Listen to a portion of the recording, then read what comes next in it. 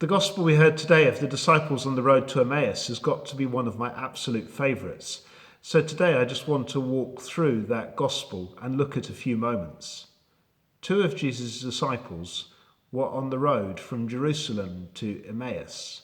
That apparently innocuous line tells us more than what we need to know.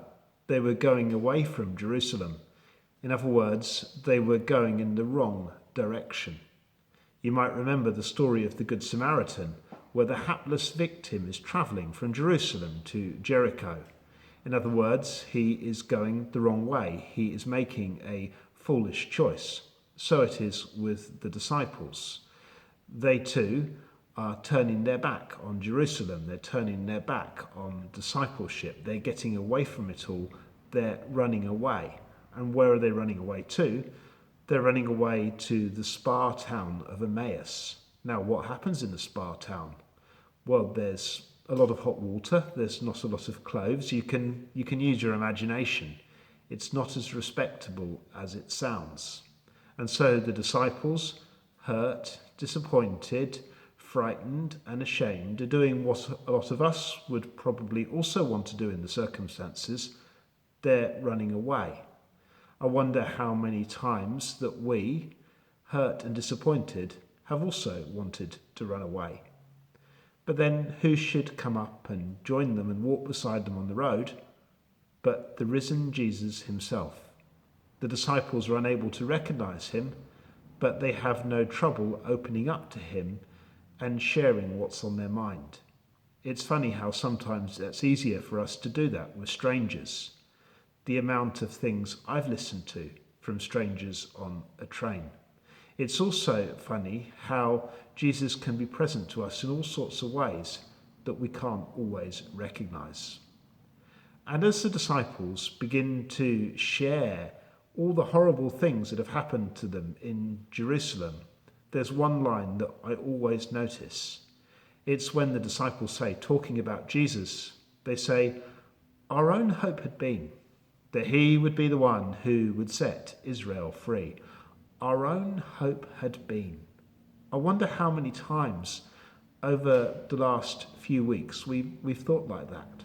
I wonder how many hopes for the months ahead that we've had to let go of, at least for now. Weddings, baptisms, birthdays, holidays, leavers' proms, parties. Some of those things are not taking place because of COVID, and others are not happening because the person we wanted them to happen with is sadly no longer with us. One of the features of bereavement is that it can be a double loss. The loss of the person who's died, but also the loss of our dreams for life in the future with them. Our own hope had been.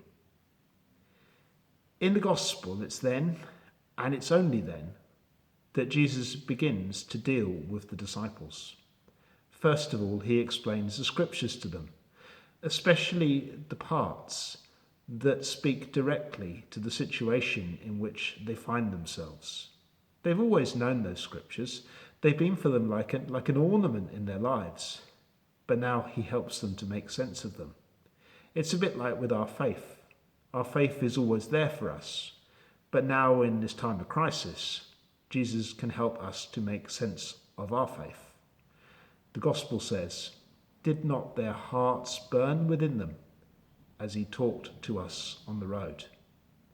And then finally, when they reach the place where they're going, the disciples invite the stranger in for a meal, and the stranger breaks bread. And as soon as they recognize that this is Jesus, he vanishes from their sight. It's a bit like when we're at Mass. When we're at Mass, it's funny how Holy Communion comes almost at the end before we've got to go. And so we don't have much time to enjoy that moment before we're sent out.